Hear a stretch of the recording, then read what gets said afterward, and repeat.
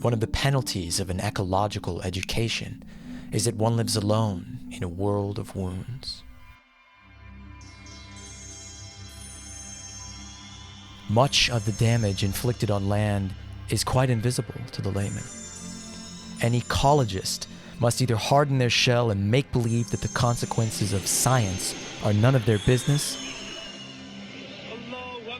or they must be the doctor who sees the marks of death in a community that believes itself well and does not want to be told otherwise.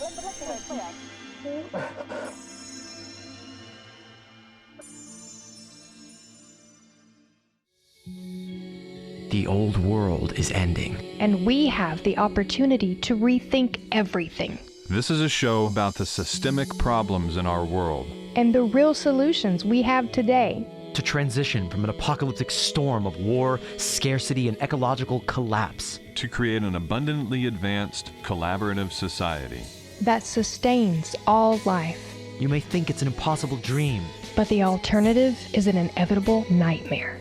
We're your hosts, Matt Holton, Amanda Smith, and Zachary Marlowe.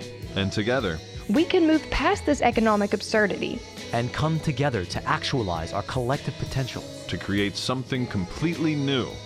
We are Mindless Society.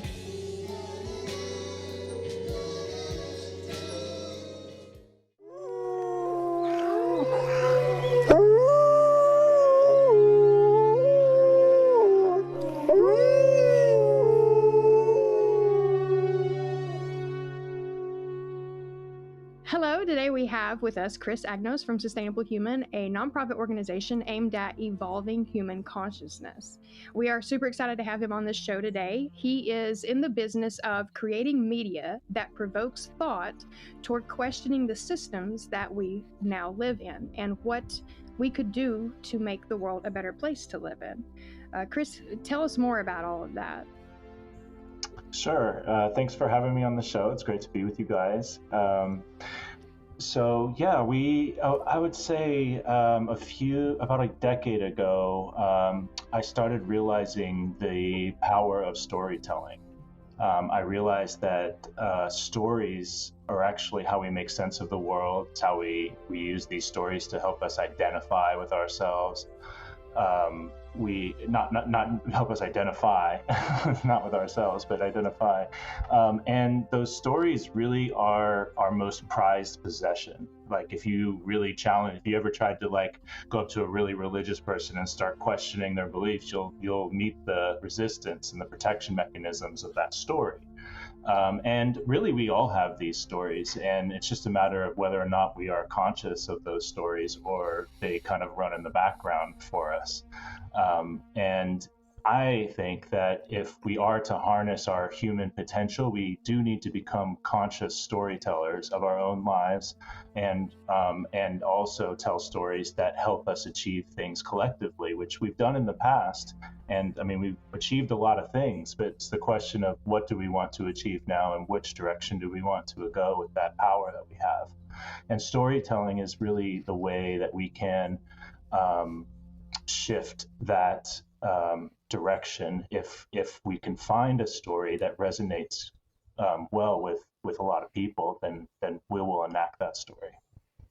Yeah, if I can chime in there, because this is really my bread and butter. That's kind of my tribal, ancient archetypal role, is to be a storyteller, to travel and be this sort of bard figure going around telling the story of us, and really ultimately the problem that we are encapsulated in is that we are locked into this story of money, this story of accumulation and individualism, and this myth of the rugged individual and the nation state, and all these things are really ultimately stories. They're ideas that have taken hold of the world and contorted it into its structure to repeat itself, to represent it. And when we question those stories, that is the most dangerous thing possible. And I think all the great challengers of the narrative throughout history, the Buddha, the Christ, the Gandhis and Martin Luther Kings, these people that came out and said what we think of as normal is false.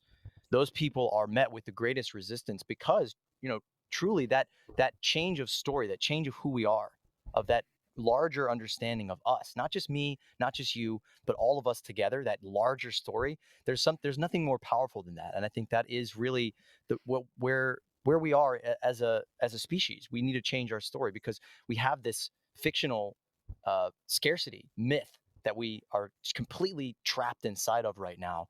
That's really it. I mean, money is this story. It's a myth. It's a symbol. It's an idea, and we're trapped in it, and it controls and contorts the physical reality. Absolutely. So you said, Chris, I was curious, like, I've seen a couple of your videos that really resonated with me. Probably one of the first ones I ever saw was a video that you folks did called "How Wolves Change Rivers." Yeah. But here's where it gets really interesting. The wolves changed the behavior of the rivers. They began to meander less. There was less erosion. The channels narrowed, more pools formed, more riffle sections, all of which were great for wildlife habitats. The rivers changed in response to the wolves.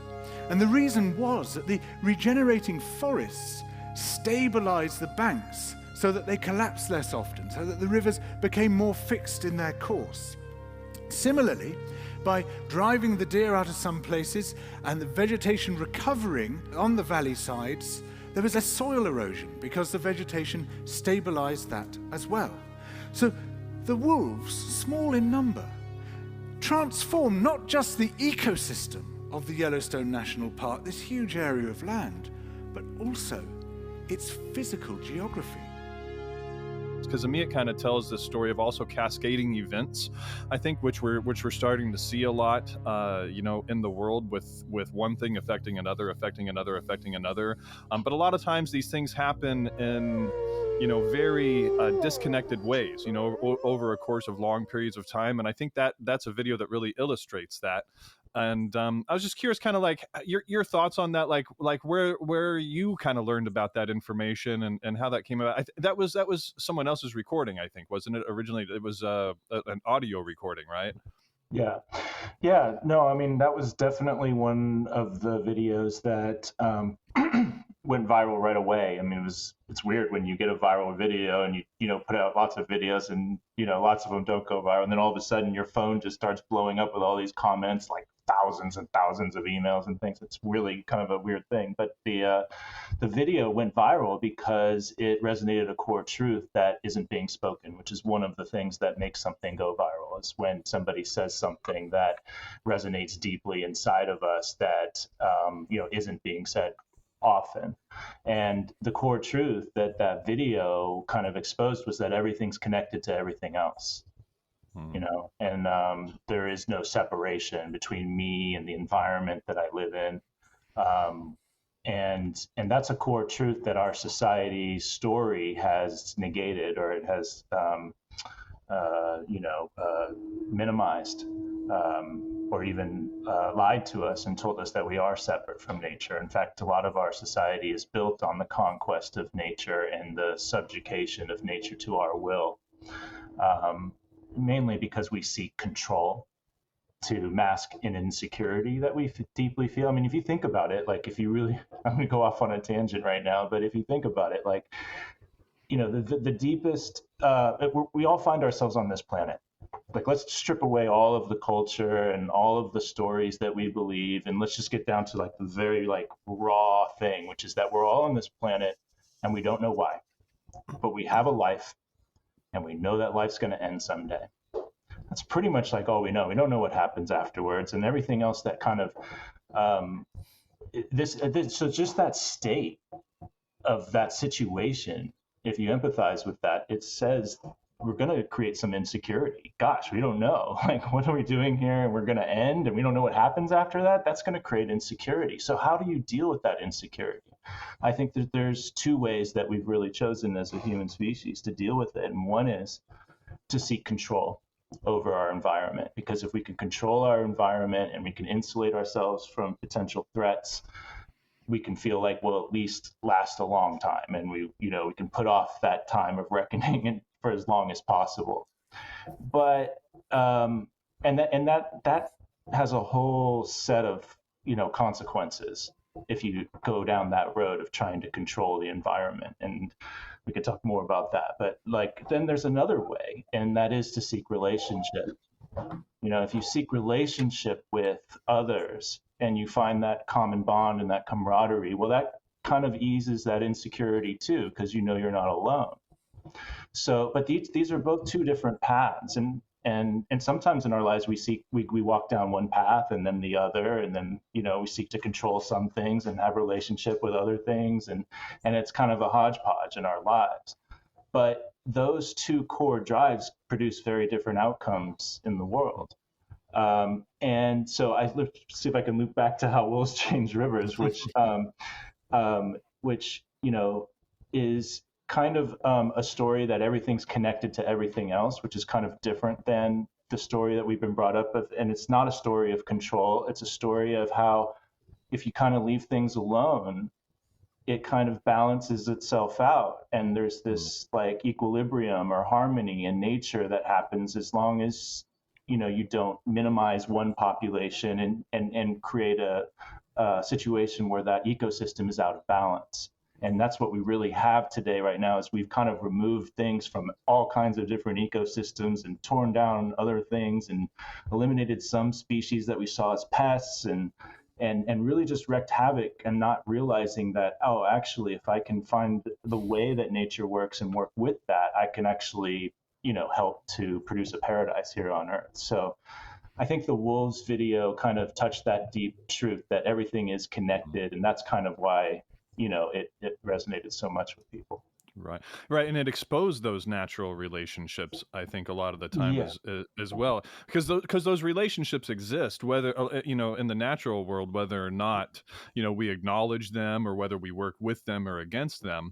And just seeing the stark reality of that, how they interact with each other and the consequences of those cascading events was a real eye-opener for me, and I'm sure a lot of other people as well, just kind of highlighting those relationships and how they unfold and whatnot. So yeah, really interesting video. But that's a great insight too, just to use that as a way to show people those how those relationships exist and that we are all connected. I think that's a very, very deep and profound truth right now that does need to be portrayed in a lot of media and in the world. I was just going to say, I remember that video. Actually, I saw it in a motel room in the Mojave Desert. I was on a crazy film shoot, and someone showed it to me, and I didn't realize it was your video. I didn't really connect that loop there. But that's the interesting thing about the internet and the way that it destroys this disconnectedness. And I was just wanted to say this point about control, what you said a minute ago about we always are in this paradigm of seeking control, seeking order, and seeking to micromanage our existence. And you have people like Jordan Peterson who are the extreme of this, that they're like terrified completely by any chaos or disorder or this perceived lack that they see in the natural world that terrifies them, the feminine dragon of chaos and all these things, when in reality these people are like the most unhinged, uncontrollable people, because they have this vice grip on their life, and they say, my life is not good unless it conforms to this set of conditions, and I will not be satisfied until my life fits these conditions. And because life is ever changing and evolving and unpredictable, it will never fit those conditions. So you're just ensuring I will always be unhappy. I will never be in control. Maybe for 1 second in my entire life, I will feel that I'm in control. Like I'm riding the motorcycle and I'm feeling it. All right, I'm doing it. I'm riding the wave, and then you crash again and again and again. That is consistency, that there is this certainty in death. There is this certainty in nature's, relationships, in nature's unfolding, that to set ourselves against that and to say we're going to resist that, we're going to go against that, we're going to command it into our will, is just so insane. Yeah, I think that's the fundamental issue. If you really go down all the layers, I think we skipped a bunch of layers that on our pathway down, but that's actually, I think, at the root of our society's destructiveness, because it is not in cohesion with nature's principles. Regarding the wolves video though, and how it impacted people, I've actually had someone who spent 30 years in wolf conservation, and this is just to go back to the power of stories. they said that this video helped more to sway people's hearts and minds about wolves than anything that she's done in 30 years of conservation work. This is the video that helped people to go, oh, wolves are not the big bad wolf, because that's the story. What was the story before? Little Red Riding Hood, the big bad wolf. Everywhere you go, the wolf is the thing that comes and takes the sheep or whatever it is from the farmer. And that's why they've always been the outcasts and always been hunted and killed, is because of the economic conditions, really. At the end of the day, is what a lot. Okay. But there's The prophecy freeze comes to pass. We'll give it another. There he is. And so, this is kind of, when I saw that, I realized, okay, so if I really want to affect change in the world, then stories is the avenue by which you do that. I just want to comment there on just keeping going into that thread of the story and the myth and the big bad wolf. I went to the movies last night with my dad and my little brother, and we saw the Jurassic Park movie, and I just saw, like, everywhere I go, I think about this quote, and I'll have to link the full quote because I can't remember it from my top of my head, but it basically says, the ecologist sees the invisible scars of disorder everywhere they go in the world. They see the ways that nature is broken. They see the way that this relationship is crushed. And I can't, like, go to the movie theater and, like, drizzle, factory farmed, glyphosate infested, poisonous food, butter on the popcorn and just think it's okay. I can't watch the trailers for movies where people are, like, getting eaten by lions and things like that and not see this is propaganda against nature. This goes against life, that almost everything in our storytelling, our myth making, Hollywood especially, and this is something I've spent my life really devoted to, is movie making, and seeing the complete divorce from reality that is Hollywood, that insidiously and unconsciously perpetuates these narratives that nature is an enemy. That in fucking Jurassic Park, which was funny because I'm going to do this thing where people do, where they watch a piece of media and then they have to talk about it. It's like a viral thing. But it was like this movie that it actually kind of tickled this urge of, like, an ecological understanding of, like, oh, we've kind of fucked the earth up by introducing dinosaurs to it. And they were actually trying to deal with some kind of ecological crisis, but in a way that ultimately circled back to reinforcing these myths that, like, oh, some random scientist is going to, find a cure for the problem and fix it and save the day. And, we don't have to, continually rethink our lives and question the way that the movie theater itself is constructed and, the trash that we're throwing away after we leave and all these things that these myths and narratives and stories that we live in, there is no greater and more sort of totalitarian crusher of the imagination than Hollywood, that normalizes disorder. And I think that is, we're making media right now. We're doing this video podcast thing. I'm a filmmaker. I make movies. That's my goal in life, is to use these mediums to change people's stories, because you can't just give them data. They don't understand that we as humans need to contextualize it and actually detach ourselves from the raw reality. We need to be a part of it. We need to project ourselves and our feelings onto characters going through this journey. And that's something that I feel like, I'll wrap my tangent with a good juicy question in a minute here, but that we've been robbed of is a sense of our connection and participation to this great story.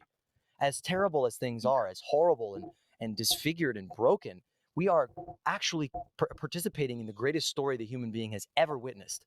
That we are witnessing this clash of life against this mechanized, dark, controlling ego force.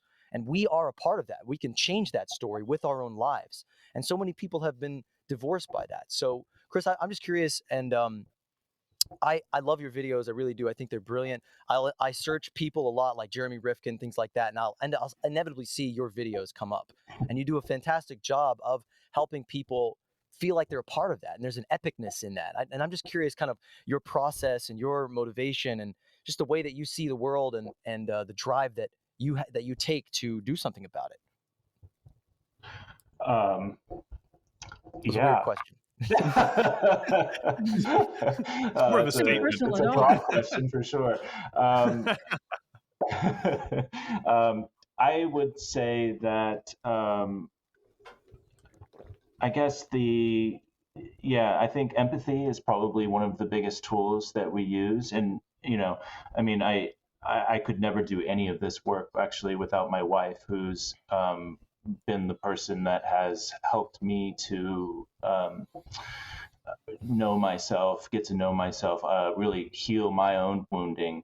And so we actually work on all of Sustainable Human together. It's a joint effort between the two of us, and I definitely couldn't do it without her. So, we really take music as a big part of the piece, and we make sure that we have the right music, and then we also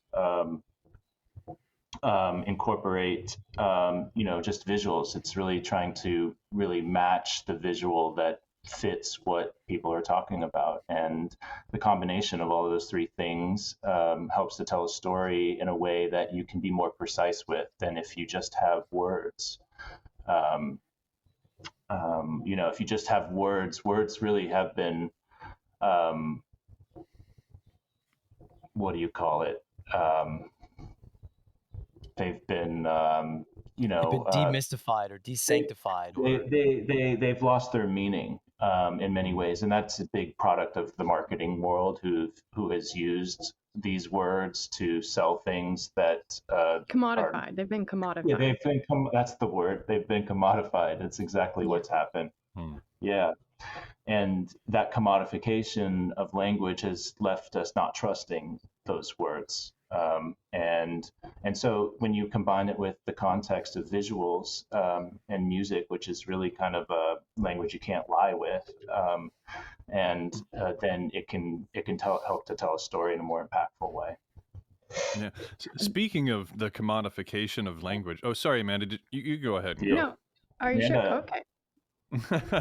Go ahead.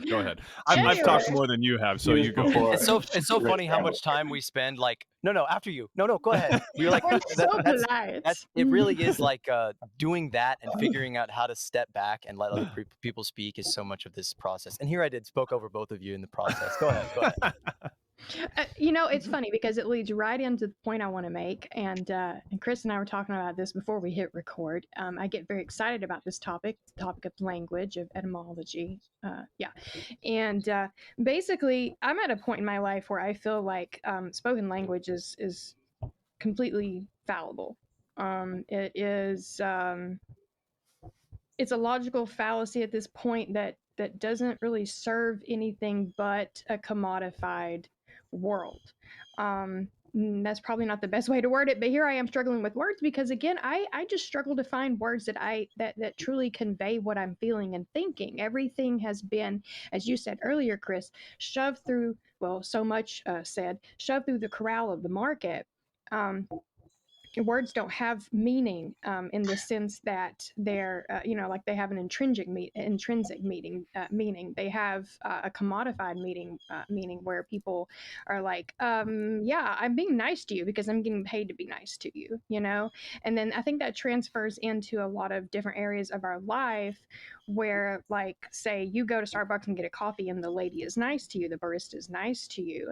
And then in the rest of your day, people are being nice to you. And then you can't help but wonder, why are they being nice to me? Are they being nice to me because, they're getting something out of it, because it helps them control the situation that we're in that moment, or because it's innate niceness, for what all of that's worth. But getting to the point in the question I really wanted to ask, you call yourself sustainable human, and sustainable is one of those buzzwords that has been turned into more of a cliche, such as the word love and so many other things that people just throw around, and it really doesn't have any weight anymore, especially with the green market and green politics and, so on and so forth. So what does the word sustainable mean to you? Why is it what you have chosen to name your organization?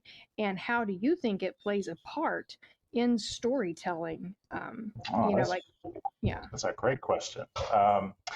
Sustainability, what the hell does that mean these days? I kind of like to take the word apart sometimes and just look at it, and really when you look at it, it says it's the ability to sustain.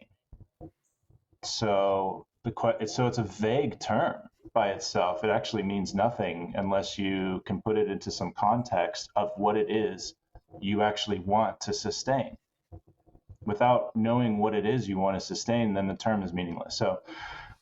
So the problem with sustainability at this point is that this is still this thing that you want to sustain is ambiguous. People still do not define what it is that they're trying to sustain, and more often than not, these days, what it means is we want to sustain our economy, and Sustain capitalism. sustain capitalism. This is how the term is being used these days, is to sustain that. So we called ourselves Sustainable Human because we wanted to sustain humanity. And that's a different thing than if you want to sustain capitalism, because capitalism is actually the thing that's going to destroy humanity. And so to sustain capitalism is actually to destroy humanity. And therefore, we wanted to be called, Sustainable Human, because we actually want to sustain humanity. And so that's kind of the origin of the name. And you're absolutely right about language, though. And I just love to just jump into a small little detail about that just to maybe something that people haven't considered before. But one of the most destructive words in our language is actually one of the ones we use the most, which is the word is. Is actually this, if you translate it, it can be translated into mathematics too. It can be, and then when you translate is into mathematics, it's actually equals. And the thing that word does is, it's in the word equals, is when you say is, you say, the man is angry. What I've done now is I've associated the man with anger, and I've said those two things are equal. And we can do this about anything in our language. This is just part of it. When we use that word, we're equating two different things that, if we look at those two things, they're not equal. They're not the same thing. And actually, nothing is the same thing. I mean, the way that we think about science, and the building blocks of our civilization, when we go down to like electrons, we think, in our minds, we've been kind of programmed to believe that every electron is like every other electron. It's the same thing. There's 3 electrons. Okay, so there's those 3 things. But they're not the same. I guarantee if you were to weigh them down to the smallest, scale of precision that you could, there's going to be some variance there. Just like there's going to be some variance off widgets coming off a factory line. Nothing's going to be exactly the same. But yet, if I were to say there's 3 trees outside, well, what have I done? I've basically said that those 3 trees are exactly the same, but they're different heights, they're different weights, they have different leaves, they have different numbers of branches. They're all unique things. So if you see what our language can do and does all the time, just by its very nature, is it begins to equate things that are not the same. And so and then that again, now we've kind of created this lie that we've equated two things that are not equal. But if we don't have that consciousness of that everything is unique, that everything, that there is, only one of each of you and one of each of us, and that squirrel out there is unique from every other squirrel. It's got its own personality that the other ones don't have, just as we do. You begin to see the world a little bit differently in that uniqueness, and it goes beyond language, because our language can't even describe that really, very well, just by its very nature. And so anyway, I just want to drop that in there. Can I piggyback off of that really quick, Marlo? Great point. Go ahead. I just want to say, it sounds to me like what you're essentially describing is language as a reductive form of communication, because without visuals, without vibrations such as music, we're just doing our best to convey what we're feeling and thinking, and ultimately it boils down to a need to somewhat control, as you were talking about earlier, the situation, the moment that we're in. Not that we're innately nefarious beings, but in the world that we live in, the need to control the situation we're in has dominated how we use our language. And so again, it adds another layer of reductiveness to spoken language. That's the need for visuals and music to be added. People can see, and in that way, feelings are provoked, things that they can feel and then better understand, versus words coming at them that may or may not have the weight that they need to have. Couldn't say it better myself. That was really well said. And to get back to that comment on the word is, I think, like you say, the man is angry, and this traps us in this perpetuity of of being, that we are this thing, instead of saying the man is being angry, the man is Mm. behaving angry, the man has anger moving through him. I'm thinking of this really fantastic Jorge Luis Borges story, where he's discovering this tome of these people who didn't have who didn't speak in words like this. They didn't have this understanding of time, that they saw people as always unfolding. There's an ing at the end of everything. And I think that's the property of emergence that's in nature that we're so distanced from. And when people say, we got to change the world, I often say, no, we need to change with the world. We need to stop saying we are in this established mode. This is what we are, and we're going to stay that, which is what we're doing. We're fighting, changing with the world around us, adapting to our environment to remain in this antiquated, barbarous capitalist system, instead of saying life is emergent, it is constantly evolving and growing and being. And that is how we change this problem as the wolves. The wolves are beings, living beings. It's to stop saying I'm going to fight to keep things the way they are, but to say let's evolve into this flow of things coming together as they can be. It's true, and to kind of piggyback on that, I think there's actually a language. I think it may be the Gaelic, the original Irish language. Thinking what I was thinking. Yep. Right. Yeah. They actually don't say the man is angry. I think they say something more along the lines like anger is on me or something like that at the moment, like to kind of signify that soon it will not be on me anymore. Soon it will be lifted off of me, something like that. And but it also kind of goes like you were saying.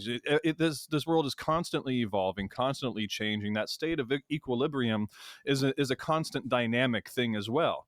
And and that's something that I believe humans as a race kind of need to really just kind of realize and accept and even work with that in a sense, because everything is changing. We're a species that's evolving in a constantly dynamic state, and for us just to kind of work with our evolution and consciously evolve, create the types of societies and communities and things like that we want to create, that's a physical manifestation of that type of thinking, of that type of language, to say that this is what is happening right now. This is the situation that is on me, that is on humanity right now. Yet this will soon be lifted off of us. And we have other opportunities. We have different ways of thinking that we can organize society. And, to go back to the great David Graeber's, new book, which we, constantly, reference on this show, there's, in essence, all the most recent research has pointed to we can organize society in any way, shape, or form that we want. There's no exact human nature that just humans keep coming back to time and time again. It's whatever form they choose, whatever form they want to be at the moment, whatever form is on them or on their society. That they consciously organize that way, and we can do that as a species too, if we want to organize in more harmonious ways that use these systems that focus on relationships instead of control. We can do that. We can have that conscious choice at any point in time. And to me, that's really what true sustainability is to work with those natural laws. I had like this natural law, resource-based economy, this thing that's constantly evolving. That's this true form of sustainability. When we can work with those dynamic laws in the long term and reinvest in that environment that surrounds us and work with it instead of controlling it. Utilize those relationships, and that's my 2 cents on the subject. In essence. So. Whoa, 2 cents? Aren't we trying to get rid of money? No monetary denominations allowed. That's right. It would sound like you're saying also that adaptability is essential to sustainability. I mean, ultimately, going with the flow per se is vital to longevity and to survival, obviously, because the way that we're fighting nature tooth and nail, like not to separate nature from us, but the way we're fighting the ecosystems around us, as Marla was saying, like we're some kind of top-down establishment that can control those ecosystems, isn't working.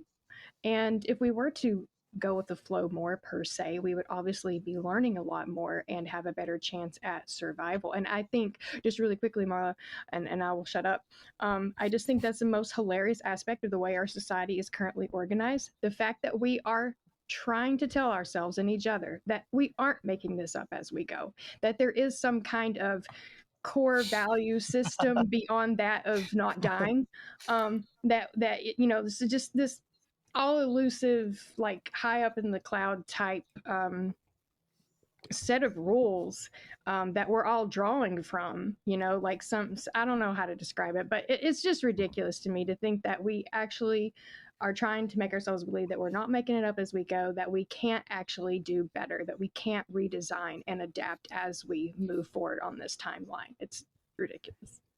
Well, so two things there. The Federal Reserve is actually changing the rules of money all the time. They're changing the interest rates. They abolished the reserve requirement entirely in 2020. So banks don't need a single cent in them to loan out money. The rules of the game constantly change to fit the game itself. This The game indebtedness. makers, the game But yeah, I developers. wanted to say this thing that you said that we are not, set ourselves separately from nature, and we are at war with it. But we are at war with our own nature. We're at war with our own bodies, and I think a lot of that can be traced back to these sorts of Christian views that life is sin. Life is sin. Can you imagine that? Life equals sin. That to exist is like this error. That is like this medieval system of belief where it's like to exist at all is like you should be flaying yourself constantly for this horrible thing that you did. There's like, what did I do? Oh, I was Well, born. if we wouldn't live so horribly, it wouldn't. And so seem we are painful. totally at war with everything that it is in us that is natural, that is us. And it's just like we're in this constant sort of bipolar, schizophrenic, not to I've been called both of those things enough times that I can take those slurs and reclaim them. But yeah, we're in this insane sort of construct where we're at war with everything that we are, and we fight it. We fight our natural urges, we fight our beliefs, we fight our empathy. We're constantly fighting empathy, which is an inborn social trait that we need to force out. I talked to an Uber driver from I think Sri Lanka, from a village, and he was so nice and kind, and I was like, yeah, it seems like you had to learn how to be an asshole to live in America. And he was like, yes, I did. I had to learn how to not care about people, how to not feel the heartbeat of every person that walks by me on the street and be concerned of their hunger. Oh my God. If that doesn't just sum it up in a nutshell. So much greater implication there.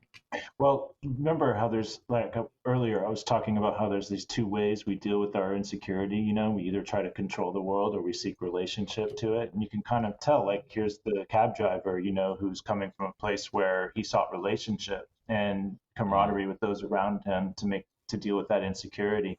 And then he comes to a place like the United States where it's primarily, a control-driven system, where, the United States tries to control the outcome of, every other country in the world and how it relates to every other country in the world and everything in between. So, that system of control gets embedded in the population, and then they try to enact their own systems of control in their own spheres of influence. And some spheres of influence are much bigger than others and can affect more people.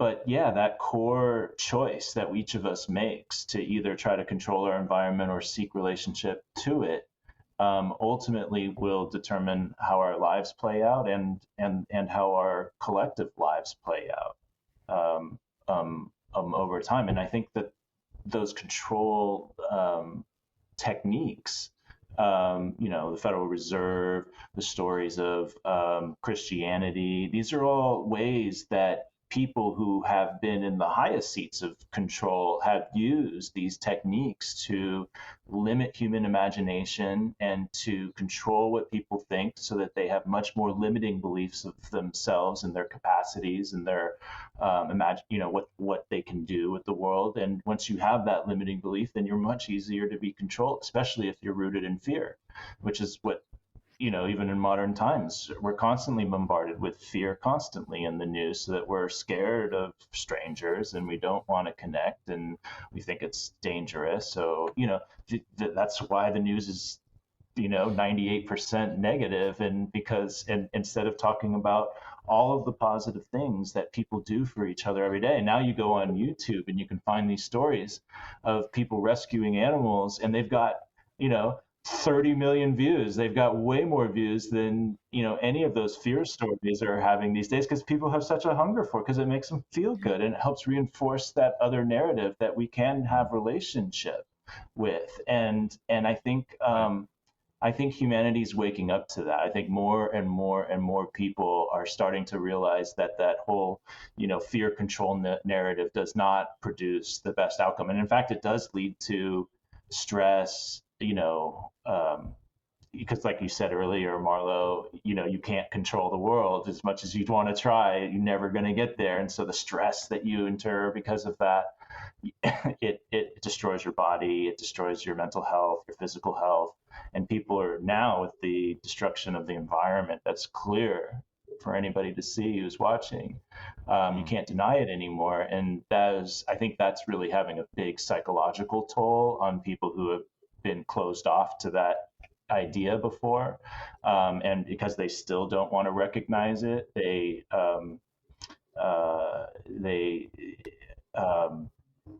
just don't,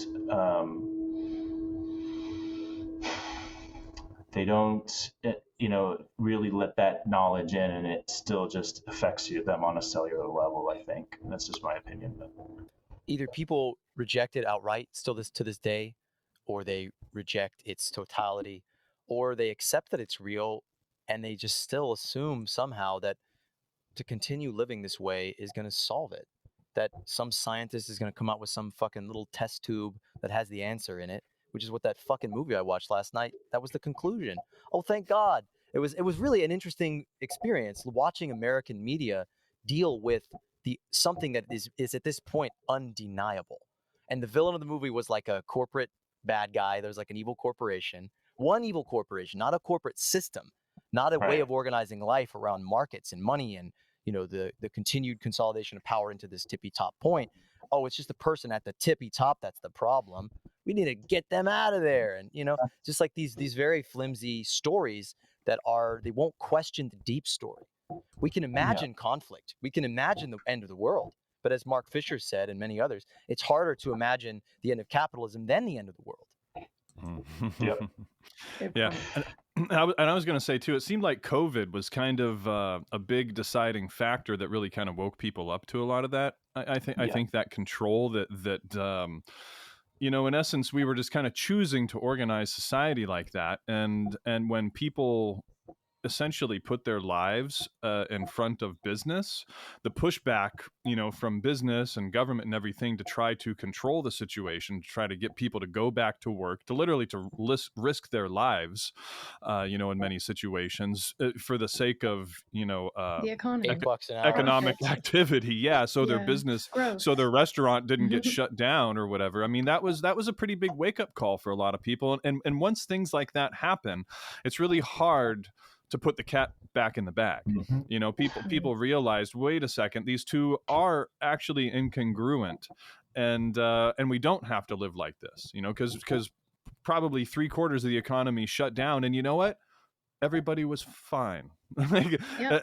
People sat there at home and they actually had some time off, and a lot of them got paychecks. A lot of them weren't so fine, but a lot of them were quite all right, just sitting at home, relaxing and watching television or Netflix, and the grocery stores and a lot of those things were still functioning with just a minimal part of the economy going. But the control. The control for a lot of them was gone at that point, and once they had a taste of that, different type of society, at least with a little bit less control, where their where human life was actually being valued a little bit more. To a degree. Yeah, and it was this pushback. It was the the human relationship part of it, I think, like you're talking about, in direct opposition to this economic control that they were really trying to grasp at that in essence. And it's created such a different perspective. It's kind of like, like when we talk about Donella Meadows and systems thinking, it's that highest leverage point, essentially, to be able to drop those paradigms, to be able to say, what, that paradigm actually isn't working very well, and we're going to start viewing this situation a different way. And it was really interesting to watch that happen for a lot of people, and it hasn't rubbed off. And it's only in any case, I think it's just kind of escalating from there. Granted, the economy is opened again in a lot of ways, but a lot of people, they don't want to go back to that old way of life. They're really sick of it, and they're looking for alternatives now, and they're looking to create them and start living those alternatives. And those alternatives do have to do with more of a relationship. They have to do with cooperation and people working together, and working with the natural laws of the environment as opposed to working against them. We're trying to pump as much fossil fuels into the atmosphere as we possibly can, regardless of the consequences. Now we're realizing that that's actually, we can't control that. That's not something that we can control, what the earth does in response to us, pumping billions of tons of CO2 up there. Now we're starting to feel the effects of that. Go ahead, Zach. You wanted to add? Our mad desire to control and order the world has created an uncontrollable situation beyond our scope, beyond our reach. I just had this little thought that of all the myths that COVID destroyed, and even more so that, well, just the big ones that they could press a button and put $20,000 in the bank account of every broke person in the country, and the world wouldn't collapse. And the other thing is that everybody was out of work, and like everybody got tired of sitting around and watching TV pretty fast. So this notion of like, you give people the basics of life, they're just going to be lazy. Everyone was like, oh, I'm so bored of being lazy. I want to do something. I want to bake bread. I want to start a garden. I want to learn how to fucking ballroom dance. I'm craving community. I'm craving some participation. And they did. They did a lot of those things. Absolutely. I mean, innumerable examples of people connecting with their deepest passions. Finding like, what? I don't actually want to go back to this office. I want to be a comedian. I want to be a baker. I want to do that. I want to find my actual purpose, because that's not it. And it was just like this infusion of giving people the insulation from the fear of the outside world, of the scarcity and the collapse that we're experiencing, every day we walk out the door and almost get hit by a car. But yeah, we're living in these stories, and they're restraining us ultimately from coming into who and what we are. And so, yeah, that's the value in what people like you are trying to do, Chris, which is to get people thinking, to get people questioning, and to change the narrative. Now, the narrative is broken. The story is breaking itself. I mean, that's in a way what, I have some of the most hope in. When I see the bad news, I see horrible news, like, the Arctic is melting. It's on fire. There's bombs of methane underneath it. And if they get released, we're done. I get optimistic. More so than ever, because it's like, okay, this is making it undeniable. It is cracking these bullshit stories and narratives that have kept us from us for so long, and people cannot ignore it anymore. We just can't. The fear there is that people won't wake up fast enough, and that there are those people who didn't feel the fear in the first place, that can only be motivated by a new joy, a story of joy, a story of greater bliss and connection and happiness and fulfillment and advancement, true advancement. And that's really what we're trying to create. It's really so interesting, the amount of pushback that I get for like focusing on the solutions, talking to activists about solutions. That's the point where people really get freaked the fuck out when you talk about things that are solutions beyond electrification and, a different kind of ruler. When you actually start to say, let's move outside of this artificial cube, this shape that doesn't really exist in nature, into something that is resplendent and new and beautiful and fluid and changing, they get really scared by that, because it's not a story that they've heard. It's not a story they can see themselves in. And so that's our job. That's really the most important thing I think we can be doing with our microphones and our cameras and, and our collapsing world all around us, is we need to urgently tell people we don't have to live this way. This is a bullshit story that you've been told to keep you distracted while they steal your life from you and make you go to war and kill your planet, and we can do better. Yeah, I'd caution just a little bit though, to have a little more empathy for their story, because if you come at them with like this, your story is kind of bullshit or something like those kind of terms, they'll defend it. They'll defend it. And so I really strongly suggest to people that, and it's so tough because, we get triggered so much by this society and how unfair and unjust and, uncompassionate, if that's a word, it is, that we react with, this anger towards it. But the best way to change someone's story is to first you have to understand their story, and you have to understand the ways that that story has put limiting effects on them, and really it's really interesting. I started sustainability and I started looking at green energy and all this kind of stuff, and then I wound up today looking at trauma, because it's like, if we can't heal ourselves from the trauma of those stories and what they have done to us, then we can't really come out of it. We have to understand the conditioning that we've been put through, and so I really think it's important that we understand where people are at, because many of us have gone through a journey where we I did for sure. I had a whole 10-year corporate career when I was in my 20s. I had a path that was laid out in front of me by my parents, to follow this path and you'll be successful. But then, I was 30 years old and going to nightclubs all the time and just being a total consumer, I swear to God. And I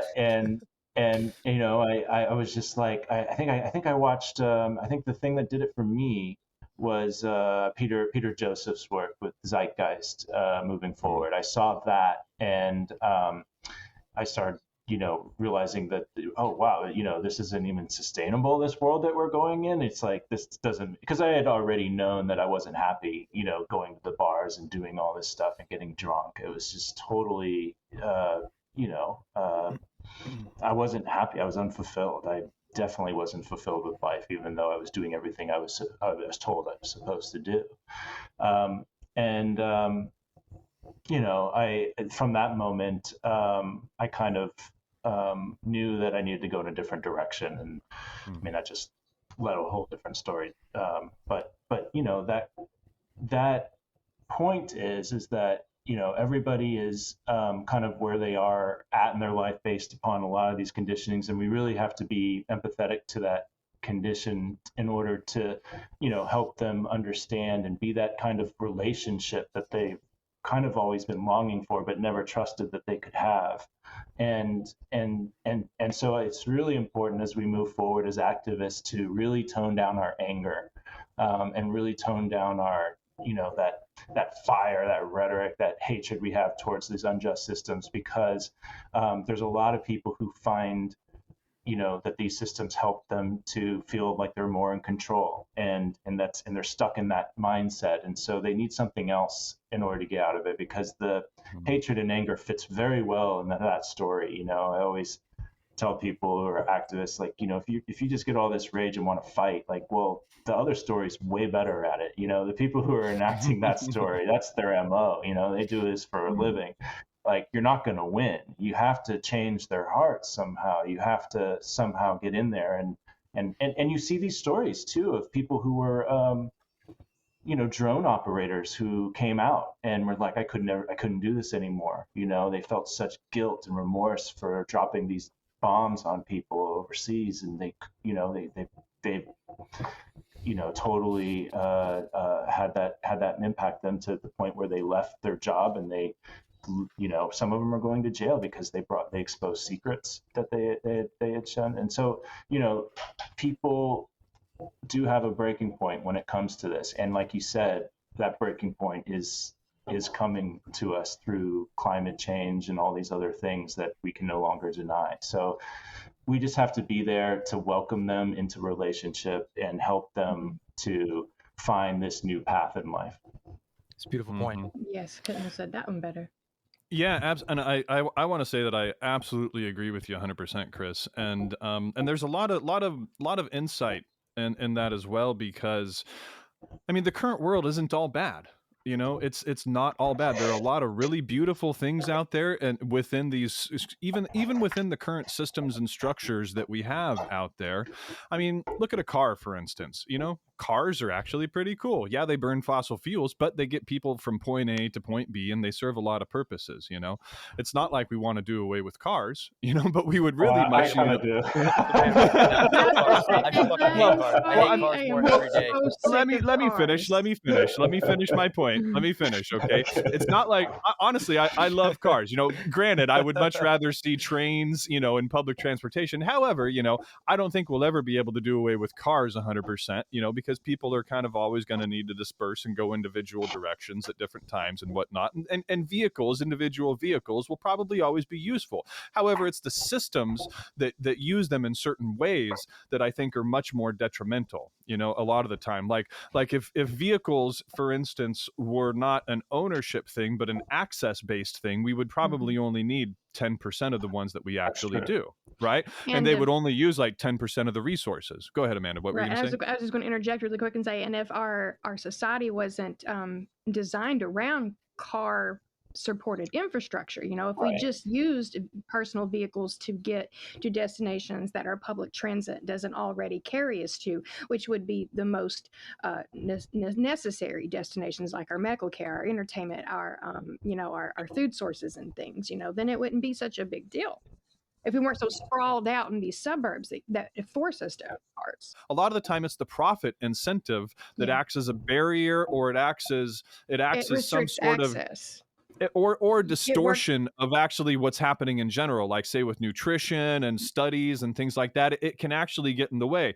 I think I saw a post of yours the other day too, Chris, that was talking about that too. Like science is great and all, but when the profit incentive gets involved in it, it can really distort what happens with that science and the message that gets across, and even the results a lot of the time. And so I think it's really important to acknowledge where it is working and then where it's not working so much, and make distinctions between the two. And also, to kind of take this another step further, it's really important to meet people where they are within these systems and understand exactly what positions they are in, why they're doing the things that they're doing, and empathize with them in there. I totally understand why people are doing the things that they're doing a lot of the time, and I don't blame them, because our system incentivizes these things.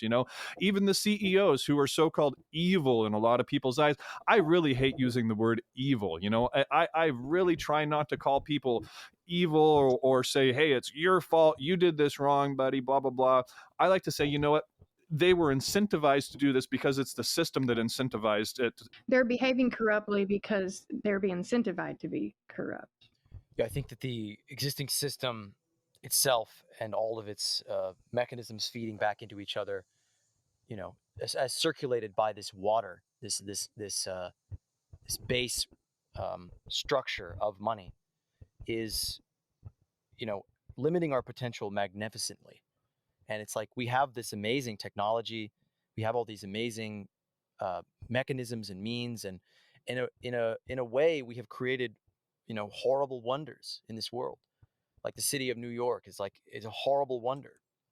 It's a thing that I think really should not exist, but it's pretty amazing that we made it. And it just shows me that all of these people out there that keep the world going through their kindness and generosity and goodness and skill and ability and knowledge, they're doing this in spite of a system. They're doing this against a system, and the overall, philosophical shift is to see that these faculties and functions of the system no longer serve us, and we need to transition to something that does. And so I think in talking about true sustainability and the ability to sustain, the ability to consistently not necessarily replicate the same outcome, but evolve and grow and change.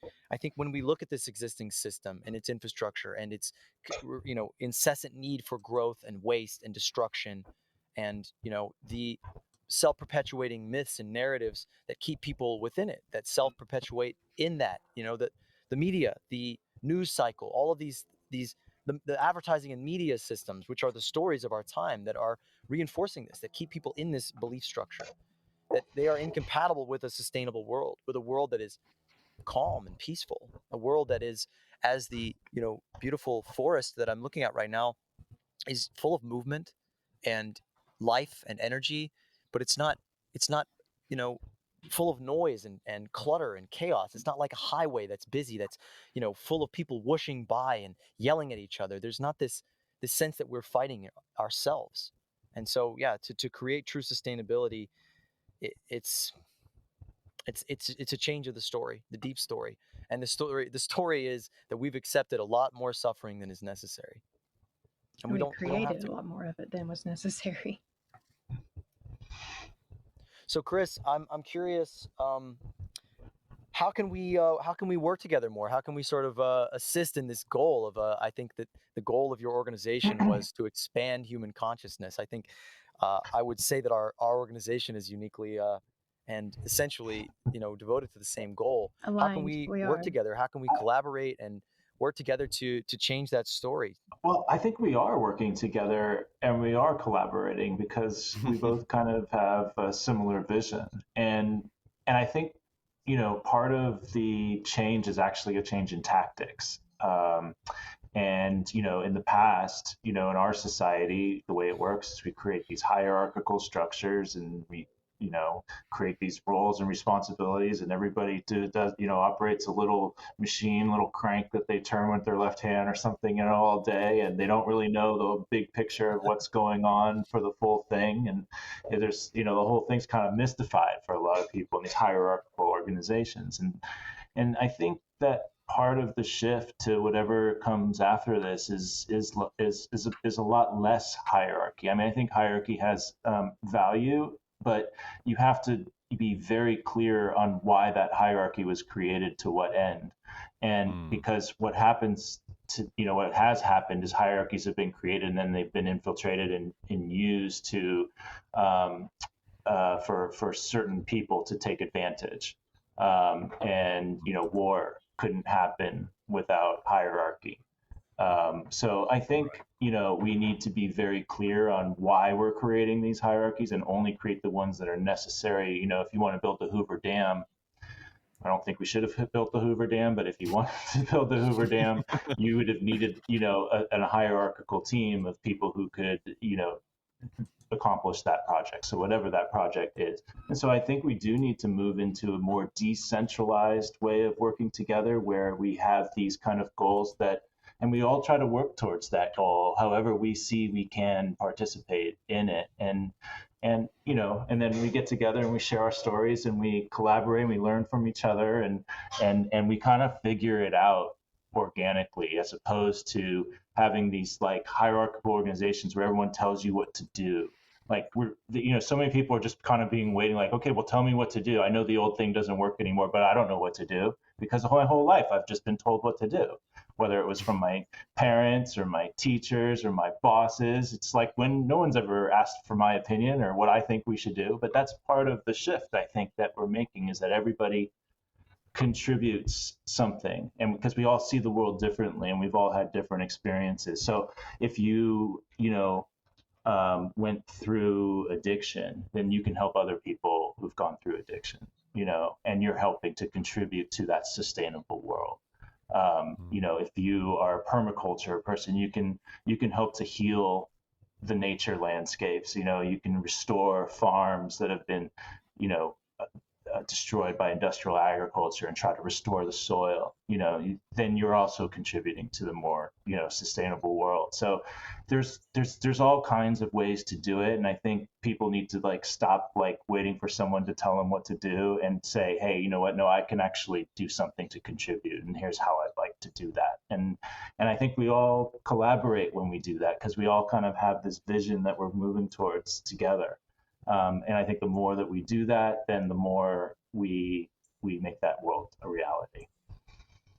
Beautiful. I think that was beautiful. And I just wanted to say that the sort of distinction of justified hierarchies or necessary hierarchies has been addressed by anarchists going back 100 years, of saying there's a big difference between a specialist and somebody that tells you what to do and you have to do what they say.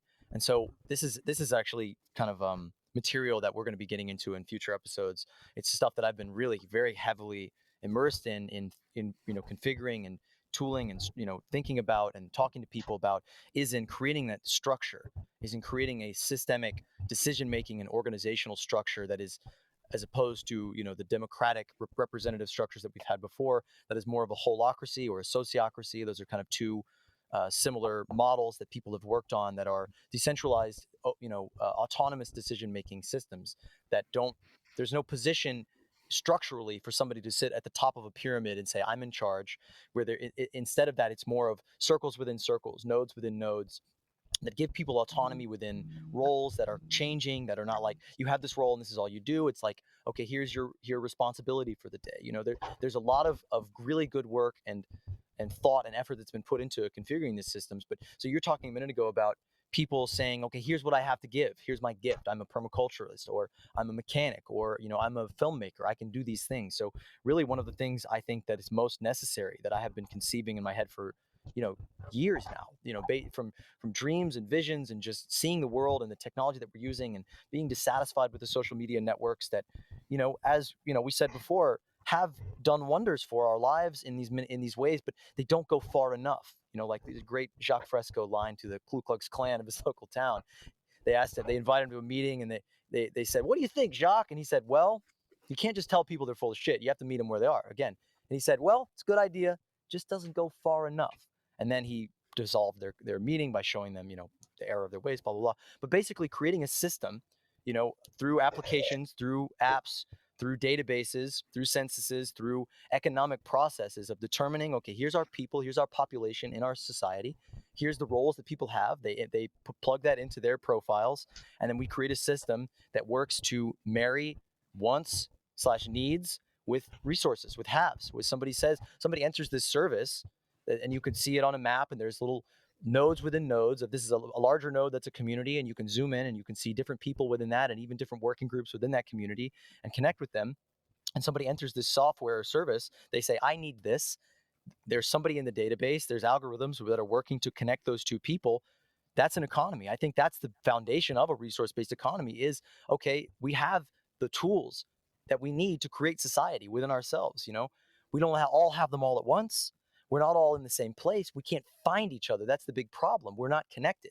We're disconnected. And our current social media systems are based upon uplifting individuals, creating isolated nodes, creating separated groups. But we want to create an integrated system that helps those people to economize, their roles within a society, to meet each other, to connect, and to facilitate a greater and deeper regenerative connection to a larger system. And we're going to be doing episodes I could talk about that for 2 fucking hours, but that's really, I have this great optimism in connecting with people like you, Chris, that we met on the fucking internet. We met on Facebook.com or YouTube and all these corporate platforms that are mining our lives to, better advertise to us. And, they're just bad platforms in a lot of ways. There's a lot of toxicity in them, like in all of aspects of our society, but we're making them work. We're making these connections. And I just think if we can do this with these CIA platforms, what can we do if we step out of them and begin to build our own structures, social structures? Yeah. If I might piggyback off of that, just really quick with a brief statement. Lately, I get these notifications in my Facebook app. You're talking about toxicity. These notifications are telling me to, quote unquote, engage with the comments on my post to gain more followers and to engage with my fans. That's the terminology. And it appalls me every time. It's ludicrous. Talk about imposter syndrome. It makes gross. my tongue cringe to say it. Like, it is gross. It's like, fans, I'm trying to make friends. I'm trying to build community, not separate myself in some hierarchical structure like you were talking about, Chris. Like, this is ridiculous. Parasocial relationship.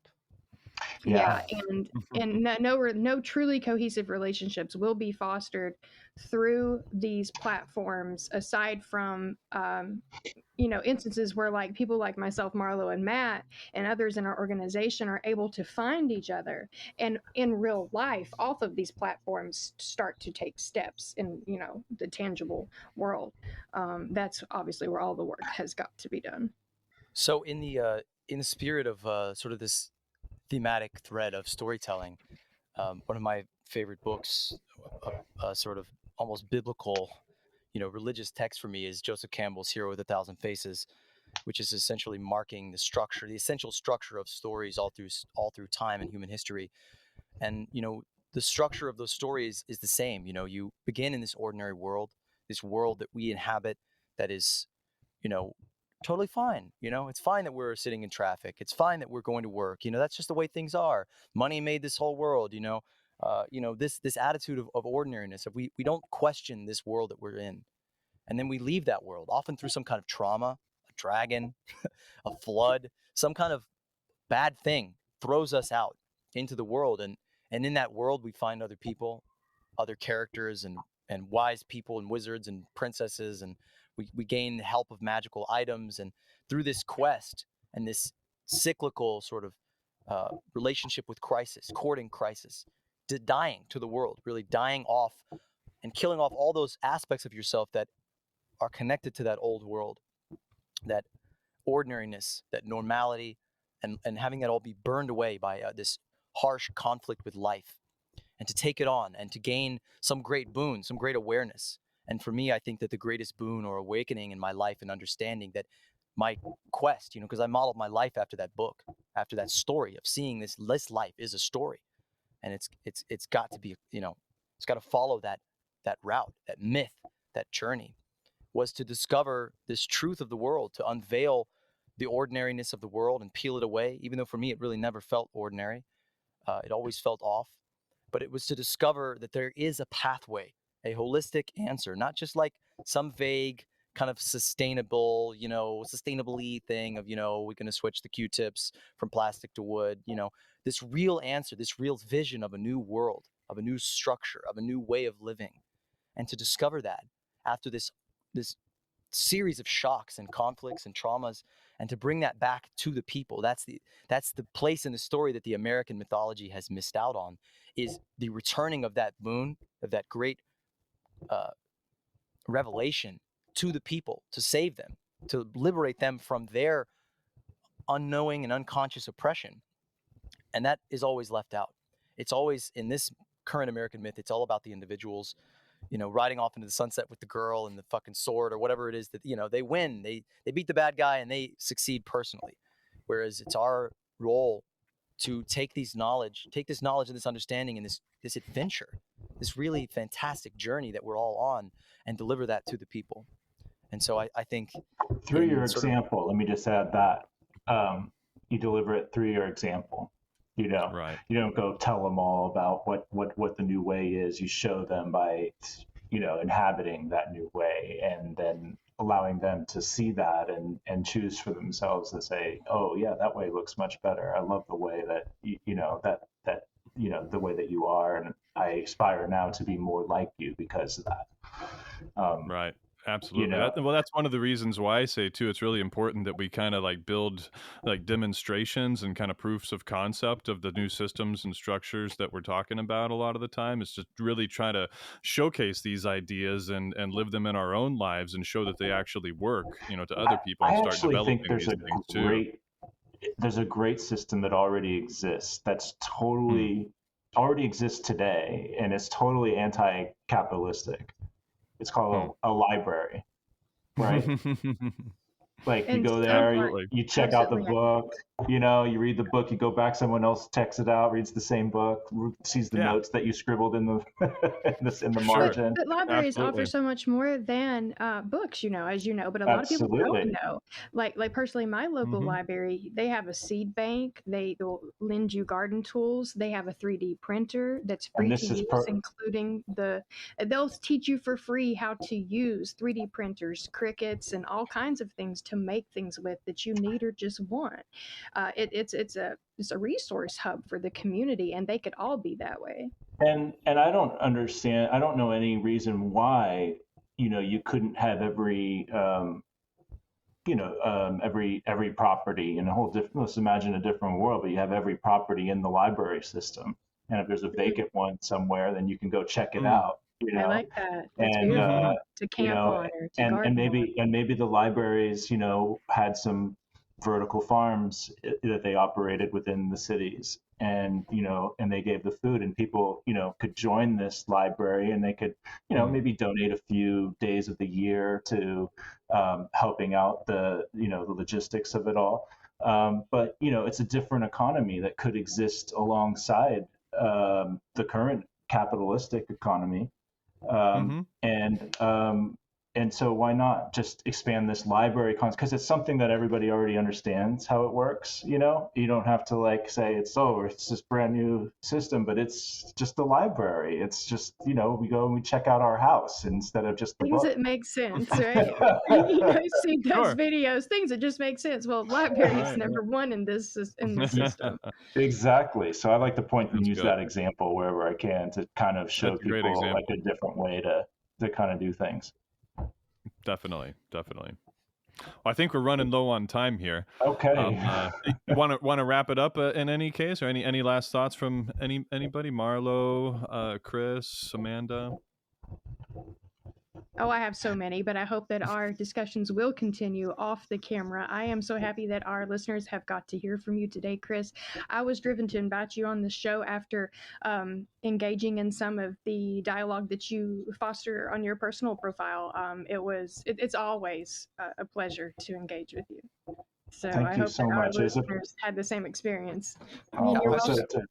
I'd just like to say that let's, as always, I try to foster these shows into relationships, and because we are collaborating, we are working together on this system. And I think, there are, like the library system exists today, the solutions are all out there. They're out there. We just need to bring them together and harmonize to something, to a new story, that we're all a part of, that we're all building with our lives. So, Chris, do you have any closing thoughts to leave a little sparkle in the imaginations of the viewers? Oh gosh, I don't know. It's hard without context. I guess. Well, the context is life as we know it is ending all around us. We are caught in the grips of this brutal, destructive lie. I would say life exists all around us, and it still exists. And as long as it exists, there's going to be a chance for us to turn it around. I think that the only thing we really need to do is to shift our stories and to understand our stories. If you don't understand what your story is, it's important to figure that out and to trace back where it came from, whether or not you still are in agreement with it, whether or not it's working for you to help you have a good life.